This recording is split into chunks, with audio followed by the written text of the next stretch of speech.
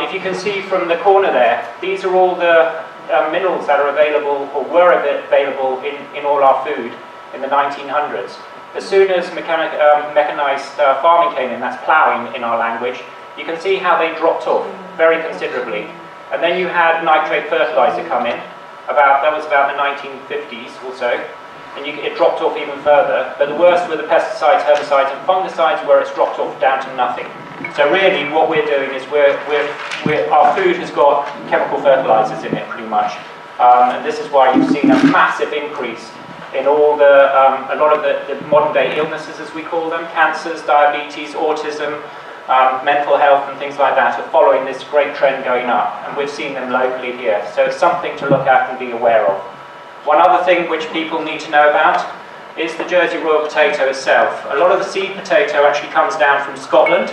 It's not grown here in Jersey, and it has a very different calorific content to the heritage Jersey Royal, which is grown in Jersey by Justin himself. He's got one of the few farmers that's still growing the seed potato that hasn't actually left the Jersey soils.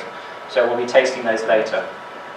These are just a couple of stats which we've gone through, but it is a little bit worrying. Governments need to be aware of all of this that's going on, so that when it comes through to legislating, we can look at different systems.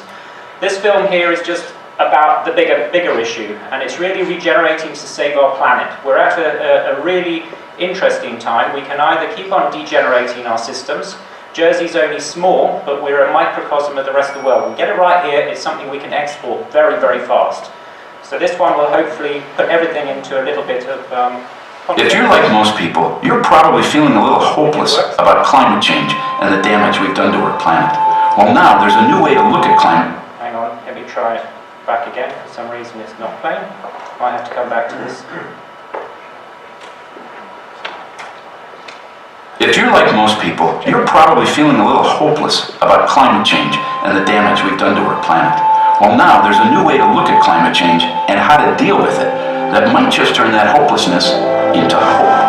Climate change, as we know, is all about too much carbon in our atmosphere. But carbon is not our enemy. It's the building block of life. Everything alive is made of it, even us. The problem and the solution are simply a matter of balance. Let's step back and look at the 5 pools where carbon is stored on planet Earth. Starting about 500 million years ago, when plants first appeared on land, carbon began to cycle in an amazing balance between these pools, a balance that allowed for life as we know it to evolve. Then one life form, that would be us, figured out how to extract carbon from the fossil pool, which was pretty much a timeout zone for carbon.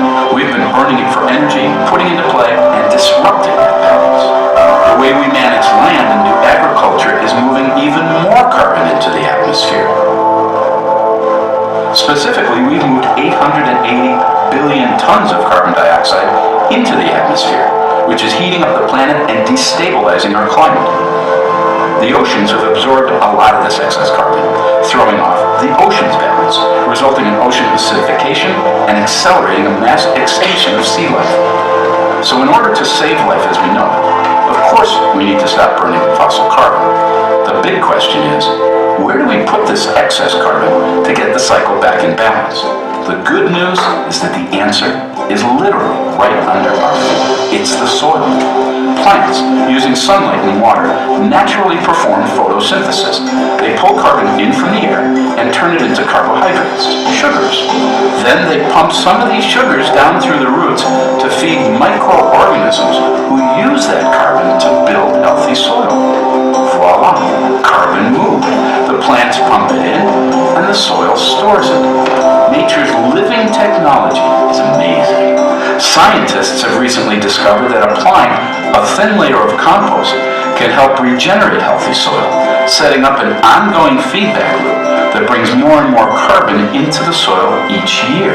Together with other regenerative practices like not tilling the soil, planting trees and cover crops, and planned grazing, we can build and retain billions of tons of soil carbon.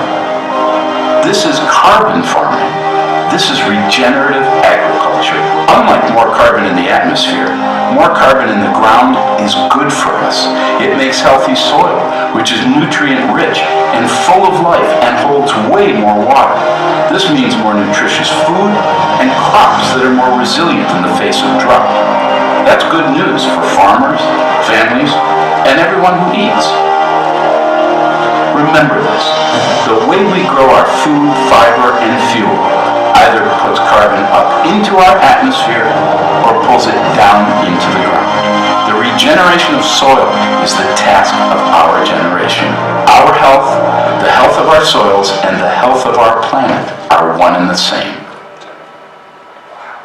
And hopefully it's the task of the new government coming forward.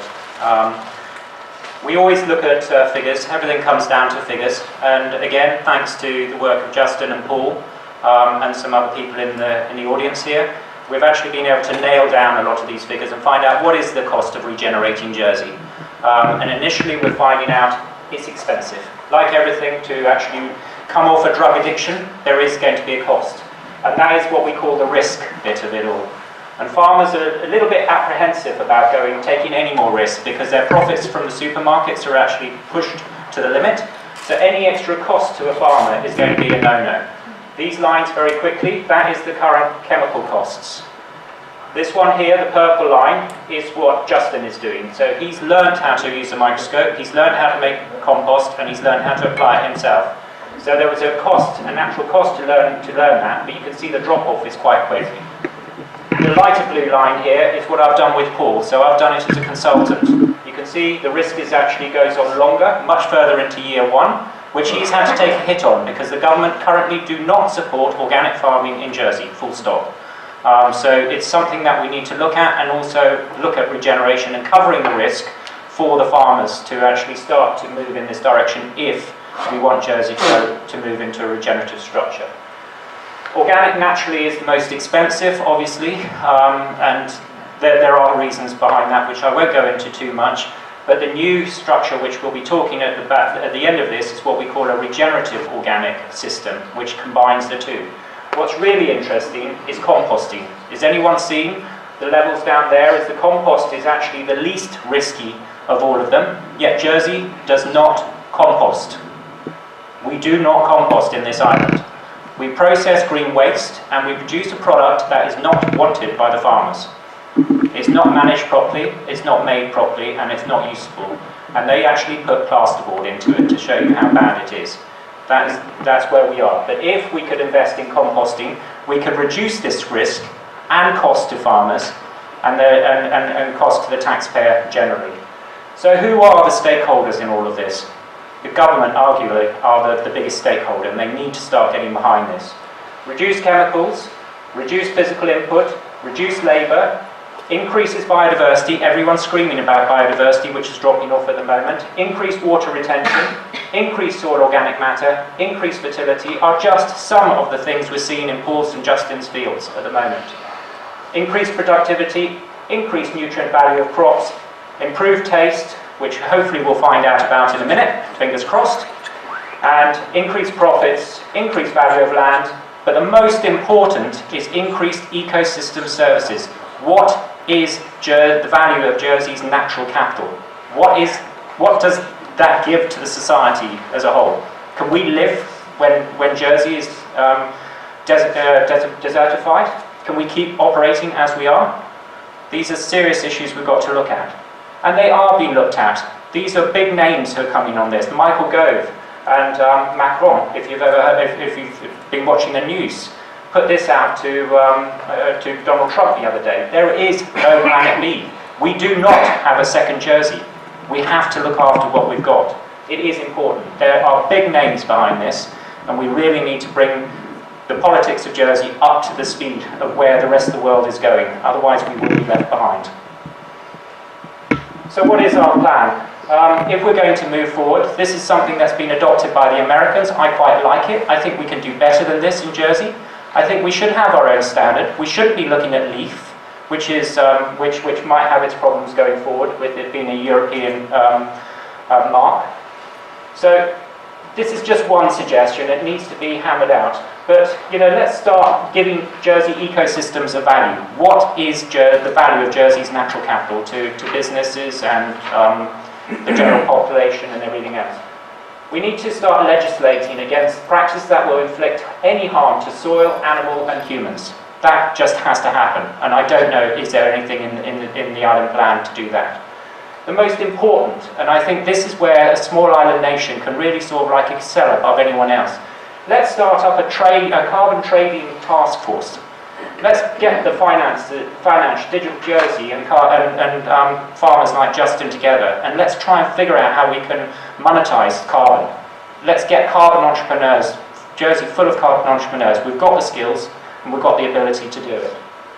And then the most important, let's just compost as if our future depends on it, because that is the only way we can start pulling carbon out of the atmosphere and get it back into the ground.